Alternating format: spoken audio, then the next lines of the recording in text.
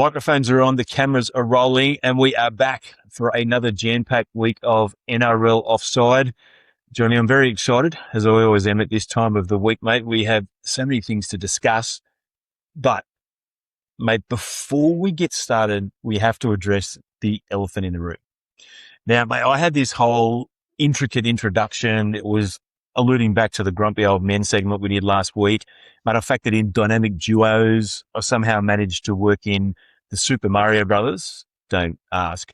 But, mate, that all went out the window at about 5:54 p.m. on Sunday afternoon. Mate, I had to pivot to this. Johnny, mate, what in God's name happened in that Roosters-Tigers game? mate, two things. Firstly, mate, continuing in the vein of bringing the outro to the intro and doing some early vox popping, my old man, he actually sent me this text message at 6:02 p.m. Sunday afternoon, about 8 minutes after the game finished. And, mate, he was perhaps aware of the fact that his only son is an unrepentant smartass, which now I think of it is a failure of his parenting. But, Johnny, he wrote this. Warning. I'm telling you right now, show some decent restraint and Christian charity when you get to talk to JC next week. I'll be listening for any transgression. So, mate, Tony Mitchell, your beloved old high jump coach, is still looking out for you. Mate, I don't know what it is about my parents, but my mum sent a text message about 5 minutes after that, and she was also very worried about your welfare. So, mate, I'm starting to get a little bit paranoid. I think that for my parents, the favourite member of the NRL Offside duo is actually you. But, mate, I don't think my dad had much to worry about. Mate, after that game, even I was speechless. I mean, how do we explain the red-hot competition leaders coming off 8 straight wins, playing the worst team in the competition, who incidentally were coming off 8 straight losses and somehow losing the game? Mate, the other thing, last week I mentioned being glad that I had the Roosters-Panthers game in speed round. That just prevented you from doing your Mr. Cockadoodle-Doo act. Mate, this week, I'm glad I'm doing it as a simple act of compassion. Mate, having to describe that performance from your beloved Chooks would be excruciating. And trust me, I have plenty of experience with Parramatta. But that wasn't all that happened over the weekend of football, Johnny. We had the bunkers NASA technology somehow failing to recognise a simple knock-on. Mate, the Broncos, after a week where everybody was starting to pencil them in for the wooden spoon, mate, they emphatically shut the door on all of that nonsense talk. And, Johnny, we are going to get to this as well, Sorbet Saturday. That's something that we can look forward to a little bit later on in the show. But now, mate, I'm as loath to ask this as I was last week, but for different reasons. JC, mate, how are you? G'day, Noz, and hello, listeners. Mate, you reckon you had to pivot this week. Well, this cocky rooster had to make one hell of a pivot as well. I actually started writing my notes for the show on Saturday. I just thought I'd get in early, prepare myself. I wrote my intro, which went something like this. I wrote, all good on my side. Very happy my boys are still sitting on top of the ladder after a convincing win over the hapless Tigers. That's what I wrote on Saturday.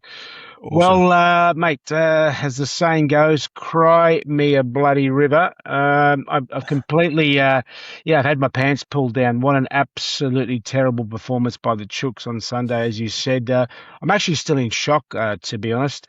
And look, I think I actually know where it all went wrong. On Sunday morning, I went for a walk with my wife, a mate, and his wife, and we actually started at the Sackville Hotel in Rozelle, Balmain, where, mate, the first thing I saw was this massive mural of Robbie Farah under the heading Legends Lane. So, mate, that should have been my warning, but no, I then spent the next 2 hours or so wandering around Balmain, sipping coffees, eating a few poached eggs and basically soaking up everything Tigers territory. Mate, and then a few hours later, bang, the Tigers, as I said, literally pulled my pants down. So, yes, mate, I've been a bit humbled. I'm pretty embarrassed, actually. I've learnt my lesson. No more Sunday morning walks around Balmain, especially when the Chooks are playing the Tigers.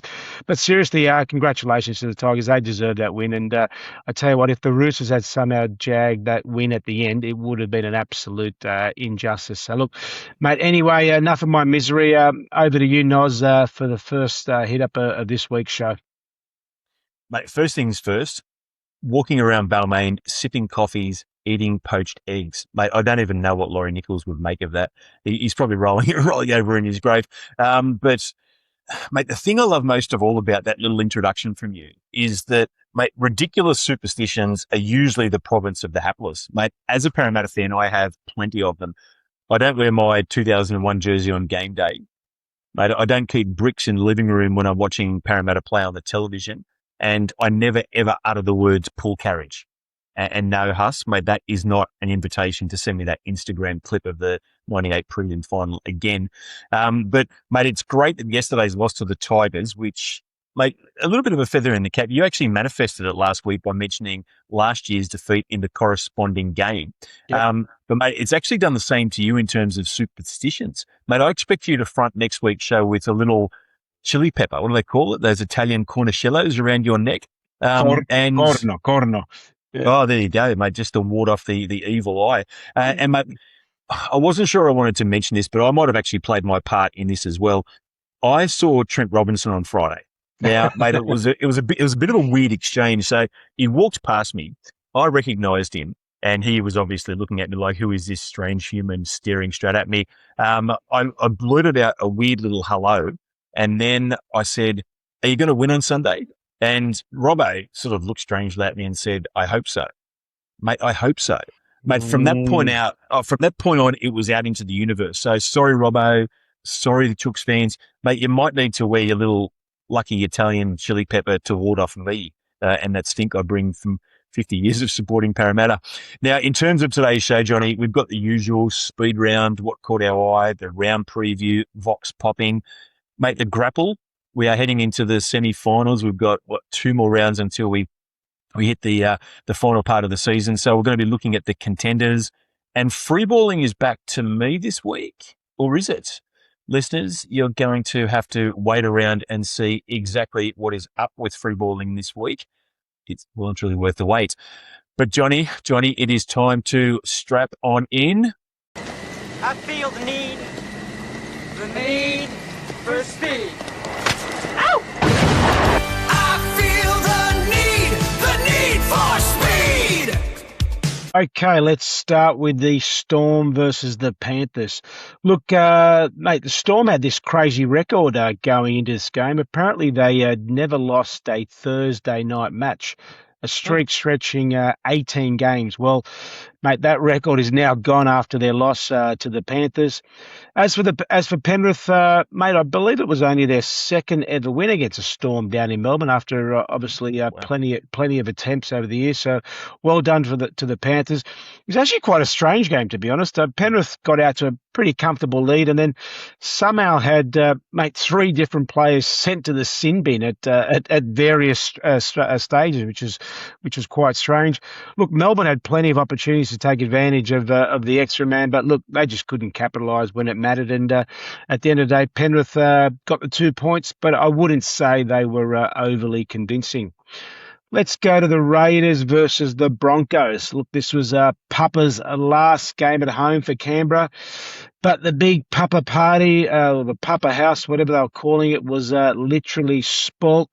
I think both teams actually forgot how to tackle in this one. Canberra actually looked like they actually had it wrapped up when they led about 30-16 with 20 minutes to go. But then somehow, mate, the Broncos came roaring back, a bit similar to what they did last year as they were heading towards the semi-finals. Mate, Payne Haas got them going, and then suddenly, Brisbane found some confidence, started playing some football, and piled on 3 quick tries. Tries, I should say, to end up stealing the win 34-30. So 64 points scored, plenty of tries, but as I said, not much defence in that game.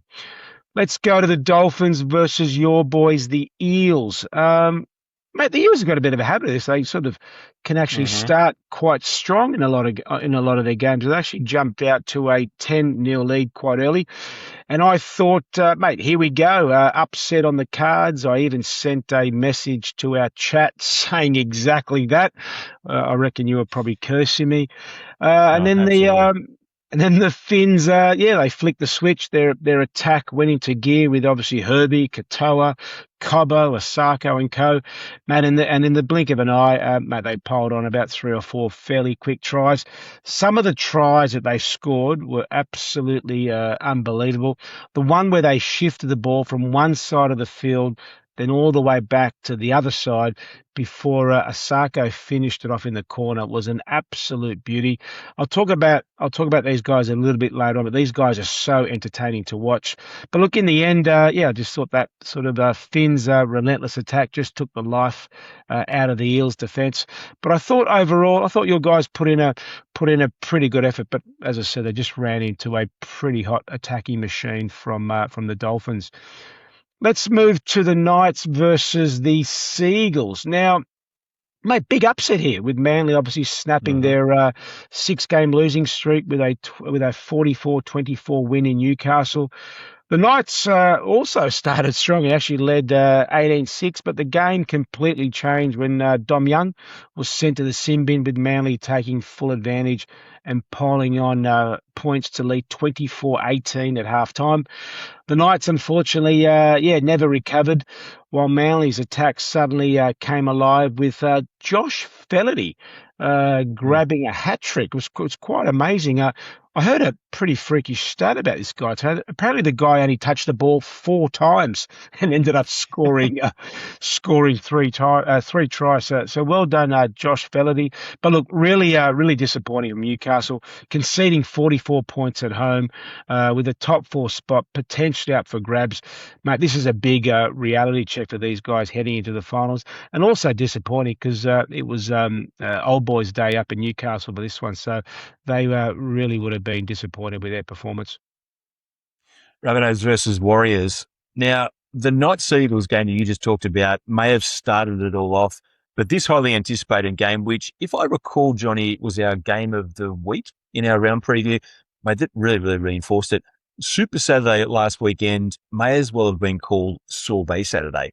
Mate, it was colourful, it was zesty, but ultimately a little bit light on the palate. Did anyone tackle in these 3 games, Johnny?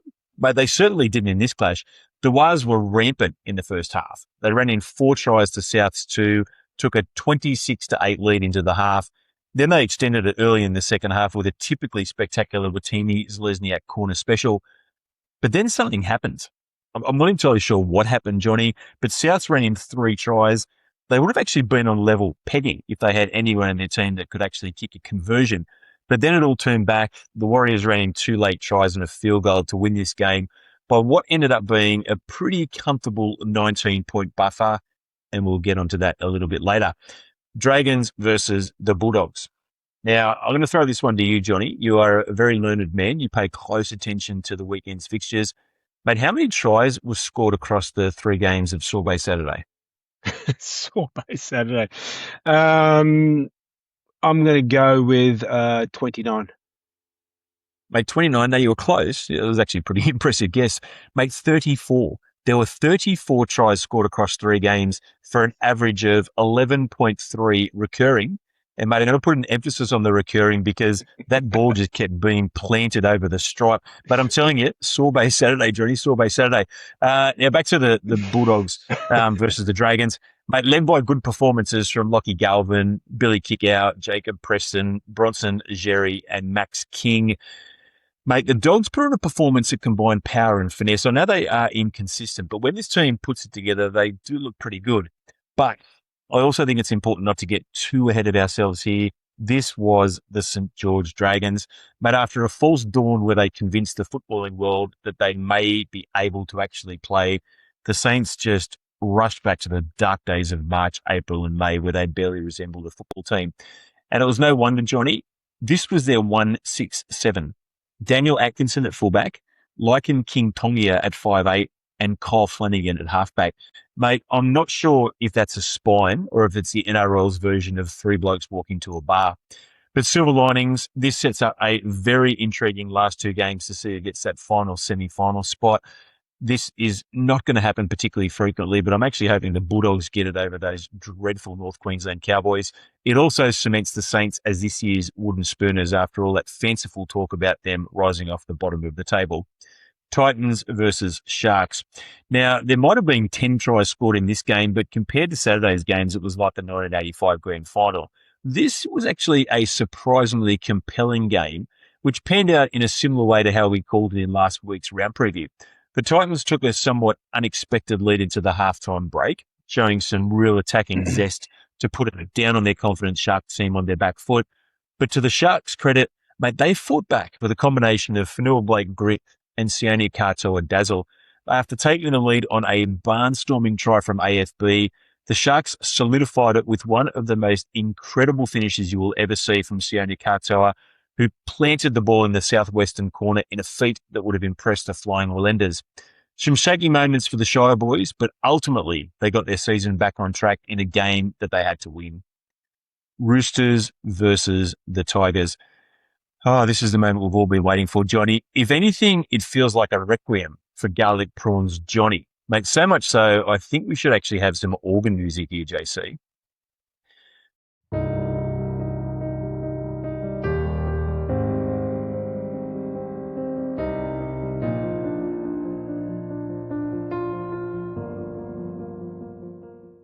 But mate, all jokes aside, this was a great game.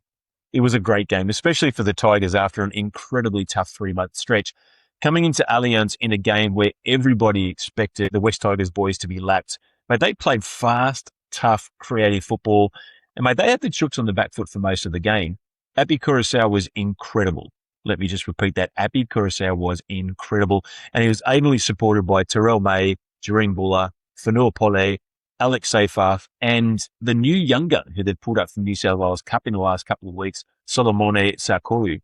They scored some great tries and showed some impressive defensive resolve in a game that must have had their supporters asking, where has this been? As for the Roosters, mate, they were flat, but they were also back to some of their bad old ways. Mistakes and discipline really cost them in crucial moments, but perhaps the biggest concern is their leaky edges where the Tigers really cut them to pieces.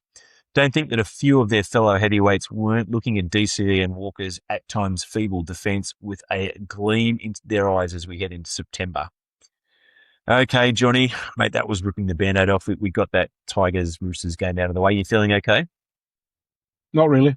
Yeah. Well, mate, let's take your mind off. I know you've got a good one for what caught your eye, so go on, mate. Let's see if we can buoy those spirits of yours. All right. I sort of hinted at it earlier in the show. What caught my eye was actually the Finns attack, as in the Dolphins attack on the weekend. I mean, obviously, we've seen this many times this season and seasons gone by.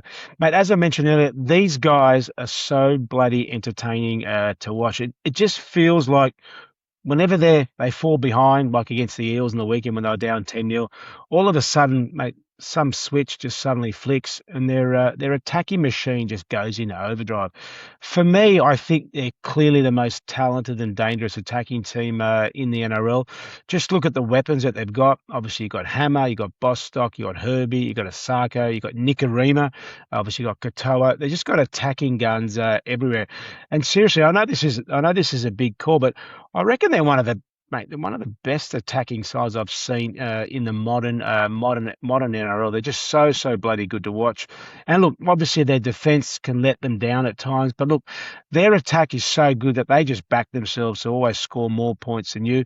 And against most teams, they will generally do that. So it's pretty exciting times for the Finns. They're obviously finals bound for the first time, and now they're obviously trying to cement a top 4 finish, which is looking pretty likely, especially after what happened to the Roosters over the weekend. So, they're going to be a team to watch, and obviously I just think they've got the most elite attacking side in the whole NRL. Yeah, but it's always interesting when we discuss things like this. Obviously, we are going on the eye test and what we're seeing week to week. But if you look at the for and against of the top 4 teams, mate, there's a stark contrast between the Warriors and Penrith and the Roosters and the Dolphins. In fact, the Warriors and Penrith are light years ahead of them in both attack and defence. So it's an interesting thing. We're going to be talking about it a little bit later when we go into the grapple. But yes, sometimes the eye test is not quite borne out with what we're seeing with the stats. Now, for my section of what caught our eye, Johnny, mate, I have a positive and a negative. Mate, one was the smartest bit of footy I've seen for a while. The other was the dumbest bit of footy I've seen for a while. But we're going to start with the glass half full. Mate, in the South Warriors game, the Warriors had a very comfortable 18-point lead. We talked about it in speed rounds. Yeah, they had a lapse in the second half, and South came back at them, but they then scored a couple of late tries. As time was expiring, they had an 18-point lead.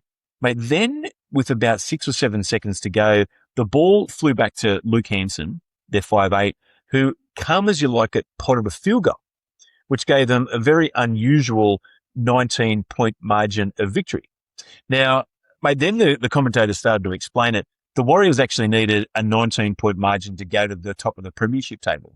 Now, mate, it's likely to come out in the wash over the next couple of weeks, but, mate, it just speaks of a smart team and a smart coach. Obviously, Andrew Webster got the message down to the boys, told them to kick the field goal, and, mate, it's a psychological boost. You and I have seen all of the posts from the Warriors fans in the last few days about going to the top of the premiership table. Mate, it does give them something as we do head into the semi-finals. Mate, I just thought it was really clever, and it shows a club that is switched on. Now, the next one, mate, I can't even describe this as glass half empty, Johnny. Mate, it was more like dribbling the contents of the glass down the front of your shirt. You mentioned watching the Newcastle Manly game. Now, with 18 minutes to go, Fletcher Sharp, who I'd like to add is rounding into being a very, very good young footballer, but he scored his second try of the afternoon, and it brought the Knights to within 12 points of the Seagulls.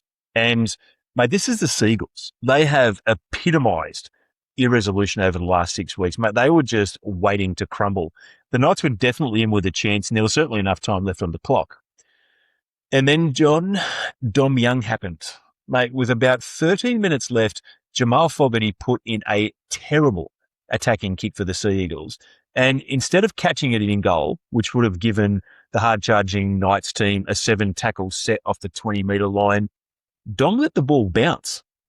Now, mate, I've never seen anything like it. I remember watching it, and I called my dad after the game just to ask him if he'd seen it as well, just to make sure I hadn't hallucinated it. But it was one of the most ridiculous bits of football I've ever seen. Mate, it completely stopped the Knights' momentum. In the ensuing set, Newcastle gave up a try. Manly scored via Jason Saab, and the game was pretty much cooked. Now, mate, I know wingers will always be wingers, but fair dinkum, Johnny, it actually took the cake. As I said at the top of this section, it was the dopiest bit of football that I've seen for ages. And people have thought from Dom Young. Okay, so Never. never. Mate, you endured it for what, 2/3 of a season at the Roosters? Okay, Johnny, let's go on to the grapple.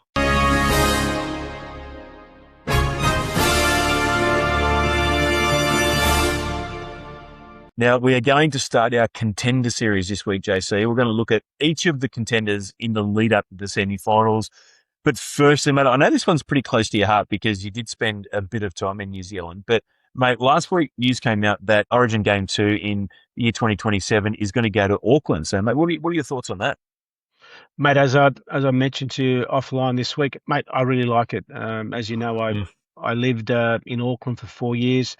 I've got a real soft spot for the Kiwis, and mate, I saw firsthand just how much passion the Kiwis have for rugby league, and it goes well beyond just the Warriors. I was actually at Eden Park in 2017 for the Auckland Nines, and it was a fantastic spectacle, great atmosphere, great event, and even better, I was lucky enough to see my Roosters win the tournament. I actually know the CEO of Eden Park. He's an Aussie guy, Nick, and I actually sent him a message during the week just congratulating him on landing on an Origin game in Eden Park. And I also said to him that I reckon that the wider Auckland and obviously Eden Park would be a fantastic venue for Magic Round. So maybe the NRL gives maybe Brisbane a spell for 1 year and takes it across the ditch.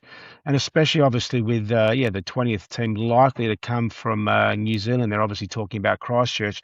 And I just think this could be a great initiative by the NRL. Rugby league is in real growth phase over there, and it's slowly starting to chip away at rugby unions. So for me, great decision by the NRL, and I might try and get across to watch Game 2 at Eden Park. It's a great stadium. It's about a 55,000 seater, so it should be a great atmosphere. Mate, while you were saying that, the one overriding thought I had in my head is Hublot Johnny strikes again. But of course, you know the CEO. Mate, when you do go to Eden Park, he's probably going to give you one of those little pillows that you got when you sat in the Hublot box a couple of weeks ago. But so your derriere doesn't get too sore while you're sitting down watching the football and eating the hors d'oeuvres. Now, mate, I like the idea of them playing game two over in Auckland as well. I also like the idea, just in general, of playing one of the Origin games in a neutral venue. Mate, it actually makes it fairer year to year and helps to spread the gospel of rugby league. But you were talking about Eden Park. I think it'd be fabulous if they actually played at the old Carlaw Park. Mate, wasn't that a dog track? Oh, God. But onto the real grapple, Johnny. I mentioned that we are going to be looking at the contenders. We are going to take a couple of contenders each week, and we are going to discuss why they will and why they won't win the comp. So we're going to do it in current table order. So we're going to go 1 through 9. And this week we are starting with the Warriors and the Panthers. It's a little bit of rubbing salt into the wound, Johnny. Originally it was going to be the Roosters and the Panthers, but obviously the Roosters swooned yesterday and the Warriors are in the number one spot. But mate, give us your thoughts. Why are the Warriors going to win the competition and why are they not going to win the competition? Okay, the reason why I think the Warriors can win the comp this year, I actually think they've probably got the most mobile, strongest forward pack out of all the teams in the NRL. They've been very consistent week to week, and I think probably a player that probably doesn't get all the raps like all the sort of big name number nines over here in Oz is Wade Egan. I really think he leads that team around really strongly. So I think he's a key player for them. As I said, their forwards are very strong, and I think their backs are equally as good. They're very underrated. They seem to always find a knack of scoring their tries, and I think the Warriors are a very good chance, especially with all of this momentum about rugby league in New Zealand at the moment. Why they can't win the comp? Look, they've had a few chances in the last couple of years where they've made the finals and sort of bowed out fairly quickly. My only concern with the Warriors is probably in the halves. I think they're up to their fourth number 7 as of last week. Obviously, they've had a few injuries with Tanner Boyd, obviously the Metcalf injury. Timara Mare also got injured as well. So they're on to their fourth number 7, and that's a bit of a concern. So that would probably be the only reason why I think they can't win the comp this year, because as you all know, you need a pretty good number 7 to steer you to grand final day. So yeah, they're my thoughts on the Warriors. Mate, I thought it was a really interesting weekend of football. And with all of the contenders, I think we saw the reasons that they will win and the reasons that they're going to lose. For the Warriors, mate, we saw their high octane league leading attack in all of its glory. I mentioned it in speed round. They scored 45 points against the fellow top 8 bound team. And mate, this is a really interesting stat as well. It marks the 12th time this season that they've scored 30 points or more. So they've actually scored 30 points in a game more often than they haven't, which is pretty impressive stuff. But, mate, this is the thing about the Warriors. I do worry about their ability to knuckle down. Mate, at times, that game against South was like a game of basketball. Mate, the Warriors, I just had this nagging little suspicion that they have an inability to get in the grinds. And that can sort of translate to an inability to win close games. They've lost 6 times this year, and 3 of those losses have been by 2 points and another by 8 points. So they haven't shown much of an aptitude for getting into the arm wrestle and getting over the line when it's one of those tough, gritty encounters. Mate, they're good when the going is good, but I don't think they've actually proven their mettle in close encounters. The thing that is going to enable them to win the comp, though, Johnny, is what you talked about. Mate, they just have the ability to roll over the top of teams. When they wake up against South, they certainly did that on Saturday night, and they've been doing it time and time again, which might explain why they are winning so many games by 30 points. Okay, Johnny, what about the Panthers, mate? What about the team currently sitting in second? Okay, let's move to the Panthers. Why do I think they can win the comp this season? Look, clearly they've got Nathan Cleary in their side, so as long as he's in that team, mate, they're always going to be a chance. It's funny with the Panthers this season. They started the year so strong in attack. They were basically blowing teams off the park. Then all of a sudden, a few teams started to sort of work them out and started actually winning against Penrith, which is so rare these days. But what's probably impressed me a lot with Penrith, especially I know they've been a bit clunky the last few months. It's still their defence, and I think that's going to be one area that's going to hold them in good stead going into the finals. They're generally a pretty disciplined side as well, and even against that match against the Roosters, where, as I said to you, it's probably the best I've seen the Roosters play in a few years. Roosters only scored 2 tries against Penrith that night. So I think defensively they're definitely one of the top teams. And look, let's be honest, they've played in 5 or 6 grand finals since 2020, so they're pretty experienced. Ivan Cleary is a good coach, so you can never ever knock back Penrith when it comes to playing on grand final day. Now, why can't they win the premiership? They're probably a little bit unsettled in a few areas. Obviously, with Isaiah Yeo out at the moment, that changes their whole sort of approach. Clearly, him and Nathan together are a pretty awesome duo, and obviously there with Dylan Edwards. I think that's a big reason why they can't win. I'm not sure when Mitch Kenny's back, but I think he's an important player in their side at number 9. So if he doesn't come back for the finals, I think that's a big loss. And the other area where they're not settled at the moment is also the guy that's going to support Nathan going into the finals. Obviously, they had the young kid from Parramatta. His name just escapes me. What's his name again? Blaze Tulungi. Blaze I don't know. I don't Blaze. often utter that name, so you're lucky to get it out of me. Yeah, Blaze Talunga, and obviously, they've been playing around there with Cogger and obviously Jack Cole, so they're just not too sure who's going to partner Nathan at the moment. And I think Nathan still needs that right fall for Nathan to do his thing. So, as I said, Penrith not being completely settled, that's probably going to be one of the big reasons why maybe they don't win the comp this year. But I'm looking forward to Mitch Kenny coming back, just so I don't have to watch Freddie Lassie wave his hands around it and play the ball. But mate, I'm going back to the differential for this one, JC. It's a differential-a-thon for me today in the grapple. And mate, when you look at the Panthers' differential, it pretty much tells the story of their season. Mate, in the first 11 games, they had an extraordinary differential of plus 18.7. That is, they on average are winning games by almost 19 points. Mate, for the second 11 games, it's been plus 7.1. Now, that isn't terrible, mate, what I wouldn't give for Parramatta to have a plus 7 differential, but it also isn't elite. And here's the thing, mate, if you take out the 68-0 result from the Tigers game, it sinks to plus 2.3.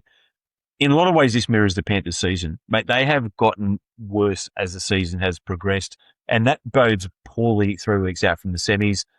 I think it can be attributed to scoring, Johnny. Mate, when they don't score points, they usually lose. And you mentioned it as well. Now that Isaiah Yeo is out, that sort of combination that he has with Nathan Cleary, where Yeo goes north-south and Cleary goes east-west, mate, they're really struggling without that dynamic.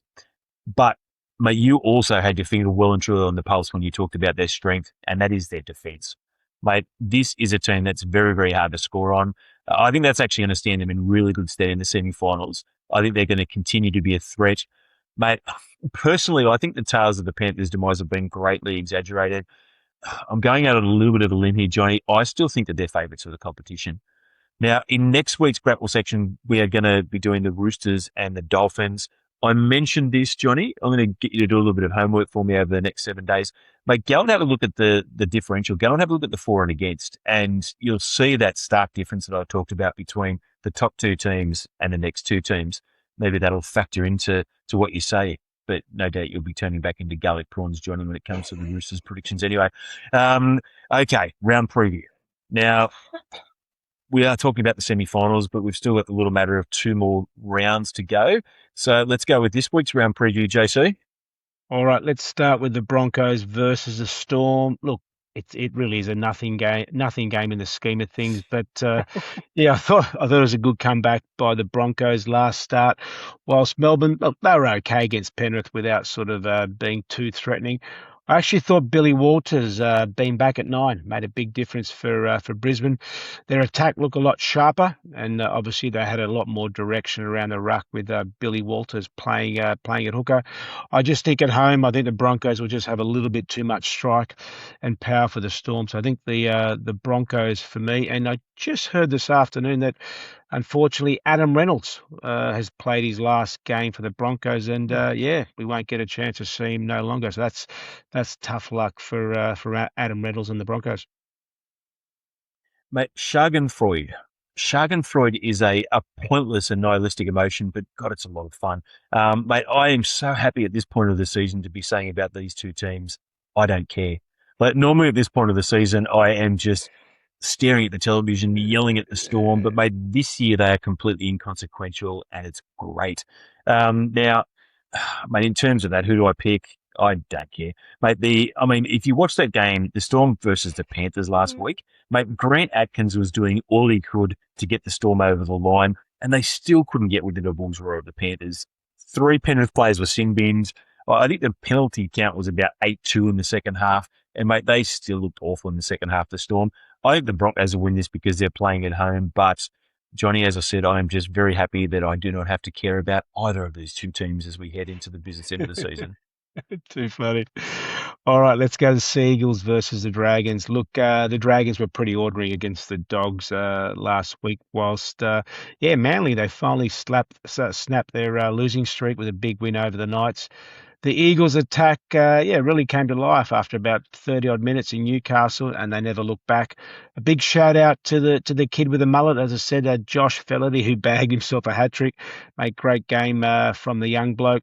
Apparently, Manly are still hanging on to some mathematical chance of making the final. So, mate, clearly they've got plenty to play for. They're playing back at Brookie, and I just think they'll have too much attack for the Dragons. So the Sea Eagles for me.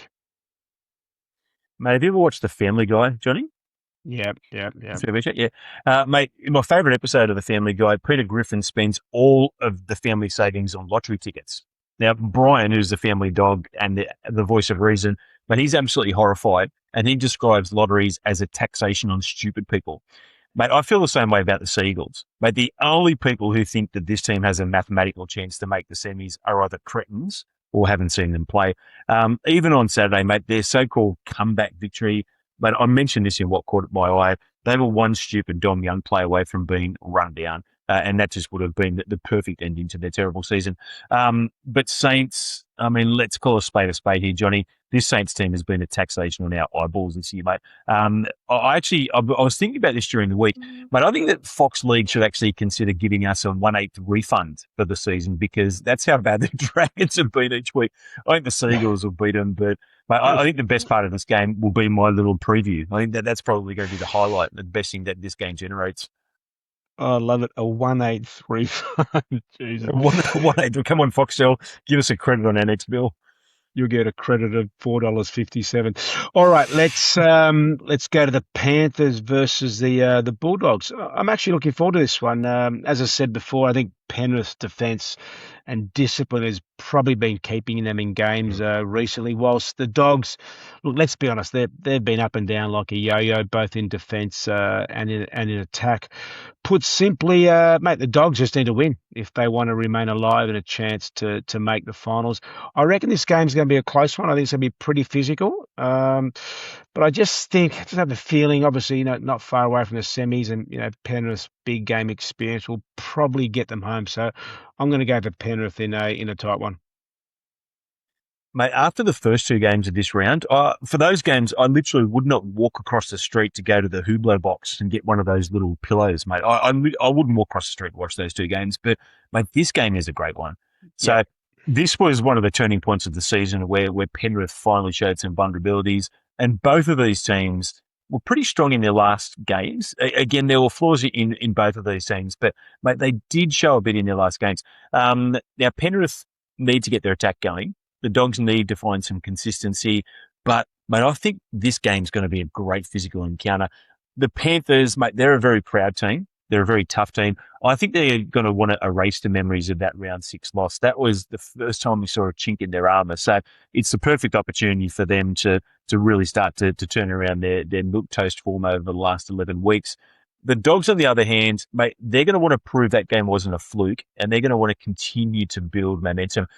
But I think this adds up to a pretty mouth-watering clash. I'm going to go against you on this one, but I like the Dogs. I think Kikau and Preston are really going to stretch the vulnerable edges of the Panthers. I haven't seen the Panthers line up yet, but if they put Blaise Talongi back into that team, mate, that means that their edges are going to be very, very defensively suspect. And it's going back to that Penrith attack, mate. Without Yeo, they've been very, very one-dimensional. So I am going to throw this one out there. My mate Brendan will be happy about this, but I think the Dogs are going to get them easily. Wow. Now, take that with a grain of salt because I have literally tipped the blue and whites wrong for the entire season, but I just had this feeling that they're going to come out hard on Friday night. Mate, I can already see the boys on the chat, the doggies boys. They're going to be, they're not going to believe this, mate. You sure? You Well, mate, sure? mate, that's You, part of sh- my cunning plan to get on this WhatsApp thread, mate. So come on, boys, North, hook me up, North. you did say what I just thought you said. The Dogs going to get them easily. Is that what you said? Get them easily, mate. Get them easily. All right. What are you I'll drinking? stake my reputation on that. What's in your glass? All right, let's go to the Titans versus the Rabbitohs. Look, yeah, this is probably a game where I think South need to probably find a way to get their form back, especially after that pretty disappointing performance against the Warriors last week. It was one of those games where, yeah, South got sort of belted at the start, did something Mhm. okay in the middle, and all of a sudden ended the game so poor. So you could really see in the post press conference, Wayne Bennett was pretty disappointed with the way the Rabbitohs played. Whilst, yeah, let's be honest about the Titans, their opponent. Mate, these guys, yeah, they can score some points, but defensively they've been leaking so many this year. So I think South will take advantage and really get the job done against the Titans.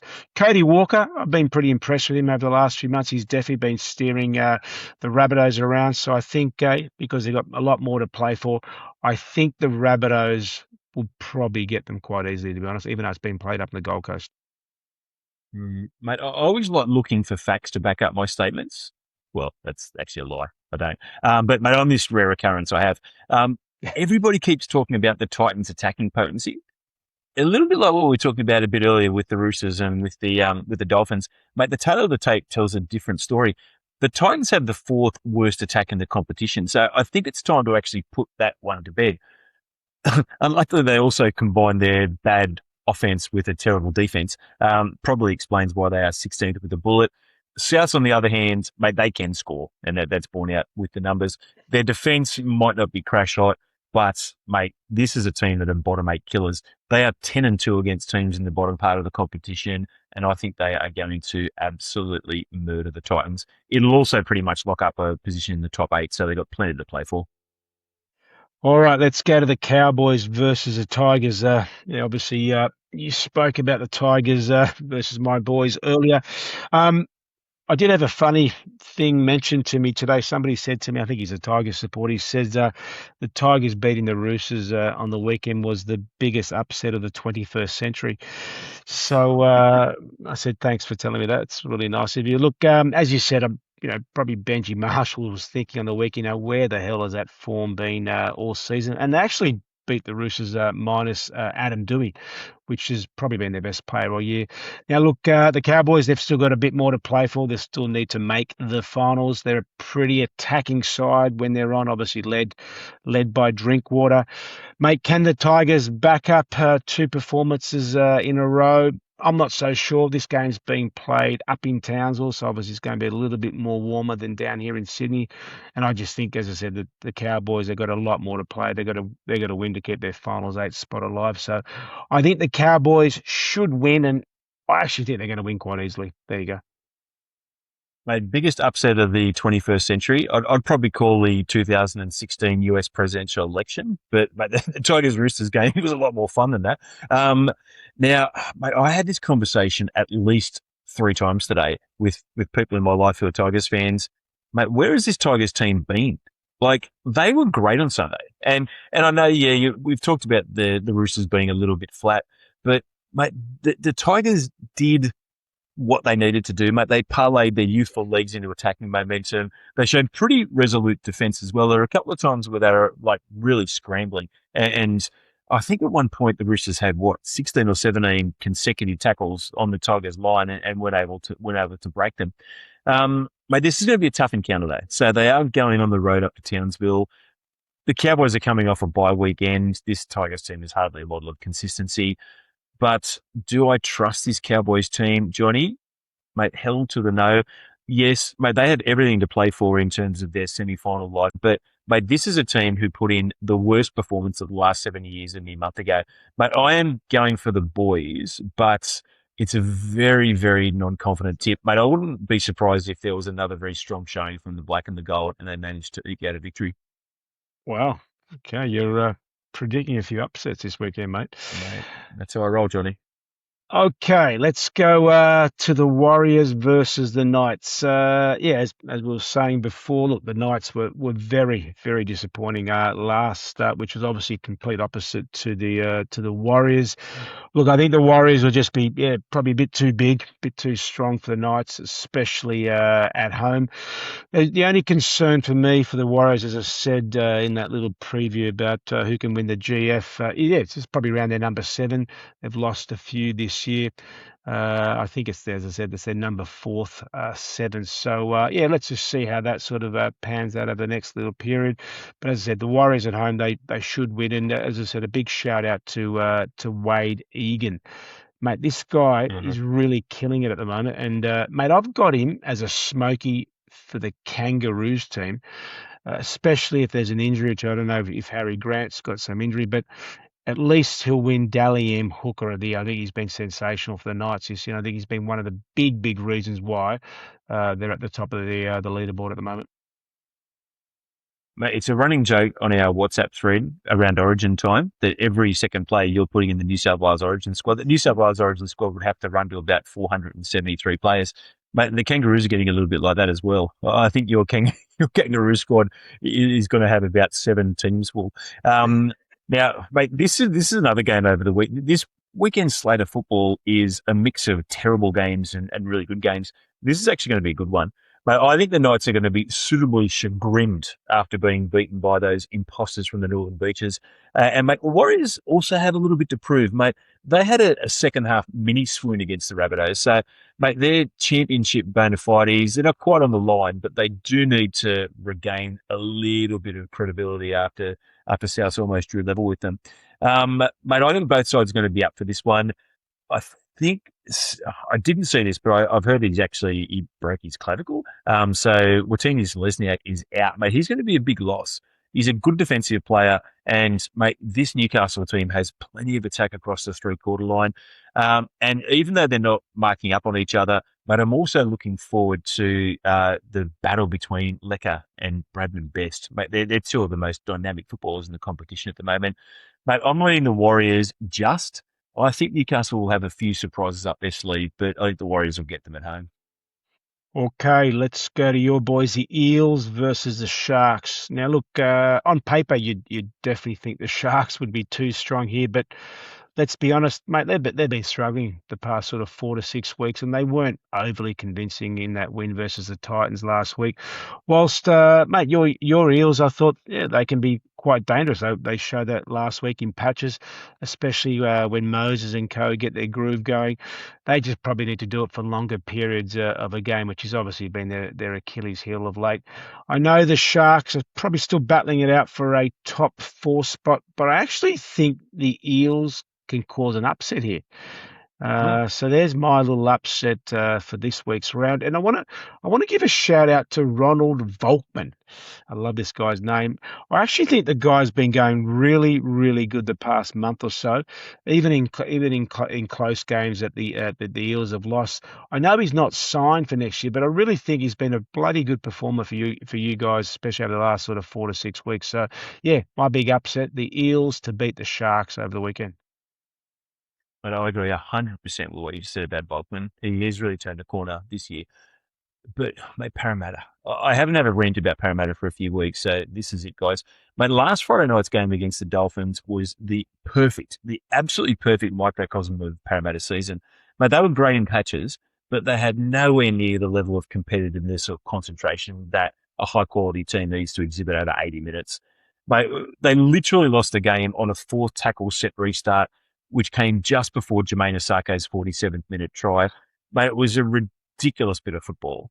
The Dolphins were starting to get a bit of momentum. We give away a set restart on the 4th tackle on our 45. Osake scores, the game's gone. Mate, the Sharks don't quite have the Finns attack, but they're still pretty strong. And I think the only real hope for Parramatta this week is that they can rope-a-dope the Sharks into a you score, we score game like they did against the Cowboys a few weeks ago. But I think the Sharks are too smart for that. I think the Sharks are going to win this one pretty easily. All right, mate, let's go to the round of the game, or the game of the round, as we call it. It's my Roosters versus the Dolphins. Look, I actually think this is going to be a cracker. When they're on, I think they're the two best attacking teams in the competition. You know, I'm still hurting from that upset loss to the Tigers on the weekend. And if we dish up anything like that again, I just think the Finns will absolutely burn us. The Chooks really need to fix up their edge defence, and obviously on the weekend they got found out a few times. And I just think we need to find some rhythm in attack. I thought we looked pretty clunky and disorganised at times over the weekend. And yeah, Sammy Walker, mate, I think it's your time to lift. Forget all the contract talk. Actually, don't forget it. Just show us your worth, that $1.5 million a season that you're commanding. I reckon his form since returning from Origin has been just a little bit below par, and not what you'd expect from an elite number 7. Mate, this is a must-win win for the Chooks if we still have any ambitions of finishing in the top 2. I reckon that the Tigers loss probably cost us any realistic chance of maybe winning the minor premiership. So hopefully we can find a way just to get into that top 2. And it really starts with the Finns this weekend. So, mate, I'm backing my Roosters to bounce back, and I won't be hanging around Redcliffe or anything that morning. I'm actually not even going to be at the match. I'm going to be in Wellington this weekend, so hopefully that's a good luck charm for my Roosters to get the job done against Redcliffe this weekend. So go the Chooks. Johnny, if I see Trent Robinson this Friday, hopefully we'll be a little bit more comfortable with each other. And I'm going to hand him a memo, and I'm going to get him to give that memo to Sam Walker and to DCE. Boys, you have Rob Toya and Marky Mark in your team. Get them the ball. Get them the ball as much as you can, because you know the team you're playing, the Redcliffe Dolphins, mate, they have Herbie, they have Selwyn, they have the Hammer, and they are going to get them the ball. Mate, the Chooks, in addition to getting the ball to the places that it needs to go, mate, they need to cut their errors and improve their discipline. It started to rear its ugly head last weekend. In fact, the game was decided on an error when that intercept pass was taken with a couple of minutes to go. If they do that against the Finns, mate, it's going to really cost them. It's also been a funny old month for the Chooks. Mate, they've been winning, but it's hardly been convincing, other than the 70-point win in Townsville. The Finns' attack's a bit better. The Roosters' defence is a little bit stronger. But I think these teams are relatively even, though. And for that reason, I'm going to go for the home team in this one, mate. I like it. Okay, free balling. Yeah, mate, free balling. Now, I was a little bit cryptic with this one in the introduction. Now, free balling was due to come back to me this week, Johnny, but at some point over the weekend, mate, you had a Rayman moment. It was like one of those moments of statistical inspiration that you occasionally had. It was too good to let pass. So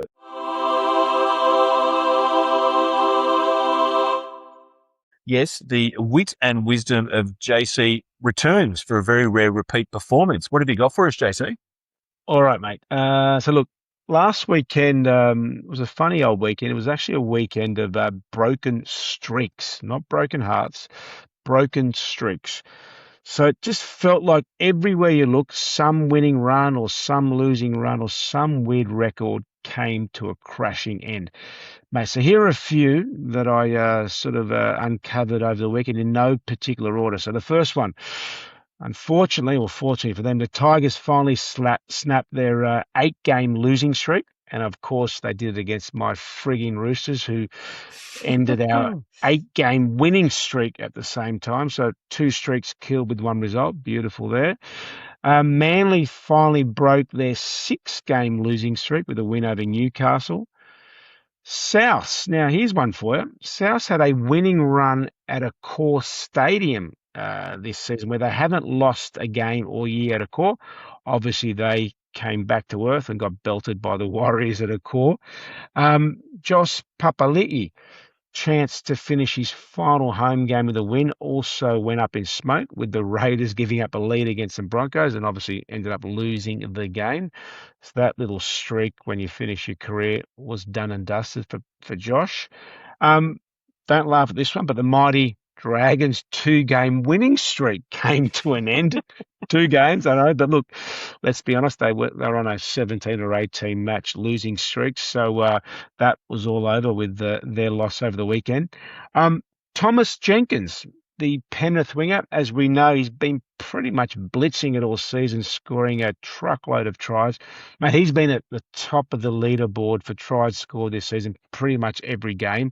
And there's always been sort of daylight between him and number two. But hey, let me tell you at the moment, Alex Johnson and Milky Jenkins are now both equal on 28 tries, which is quite astounding. So Milky's huge run of leading the try scoring feat this year has now come back down to earth. So it'll be interesting to see who finishes on top at the end of the season.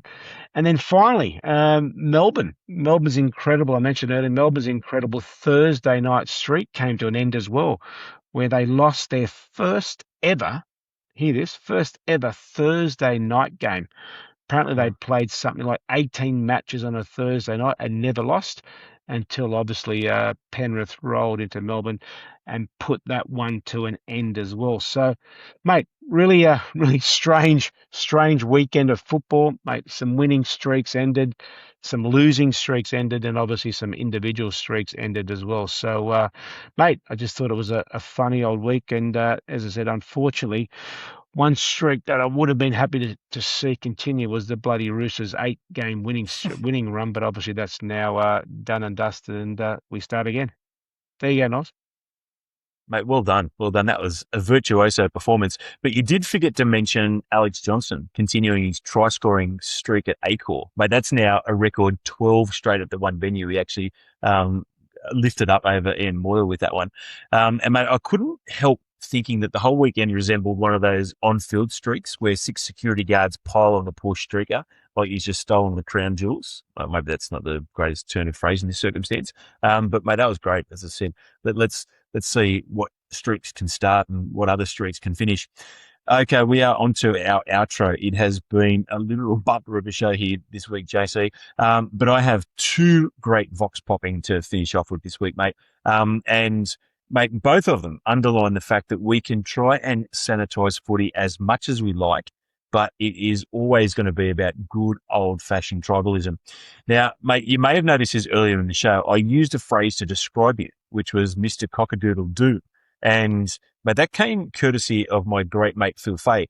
Now, for those people that know Phil, they'll know he is a bona fide lunatic. But he actually signed off our conversation on Friday with, and tell Mr. Cockadoodle-Doo to stop gibbering about the Roosters. So, mate, you are on notice from Phil Fay. I actually informed him that it was a fruitless task, but mate, you won't give up. But, mate, the best one of the week came from the great Croaky. Again, I know you're going to say something about Ash's disgruntlement at having to share the MVC, but Croaky certainly is that. Mate, you may be able to remember that in last week's round preview, I mentioned the fact that he hated St. George more than any other team. Well, mate, he actually wrote this back to me. Mate, in next week's episode, please rectify one small error. My hatred of Parramatta definitely tops that of St. George. So good on you, Croaky. I absolutely love it. What do you got for us, JC? Actually, talking about Asher, I actually got a nice message from Asher about you, Noz, this week whilst he's on tour. I think he's in Albania. Mate, Asher wrote to me and said, I was ready to sign the peace treaty with Noz, but then he has the audacity to question me as MVC. So, mate, he's not happy, Noz. So I think you may need to FaceTime me or something just to get back on his good books. So, yeah, I can give you his number offline, and maybe you need to give him a call and just let him know that he's still a major MVC, buddy. Oh, that's terrible news. Asher, come back. And mate, but I'm intrigued that he's on tour in Albania. What's he, a member of Spinal Tap? He goes on tour in Albania. Okay, guys, we have come to the end of a program. It has been a bumper program. I think I mentioned that, but it has gone longer than I think any other program has gone. So I'll just see if I can extend it a bit further. But thank you to everybody for listening, guys. Don't forget about our Instagram handle at NRL_offside, our TikTok at NRLoffside, our threads, however the hell that works. Also, our feedback, guys. We've got our special NRL Offside email addresses, jc@nrloffside.com, noz@nrloffside.com. We'd love to hear your thoughts about the contenders and why teams are going to win the comp and why they aren't going to win the comp. So make sure that you send all your thoughts our way.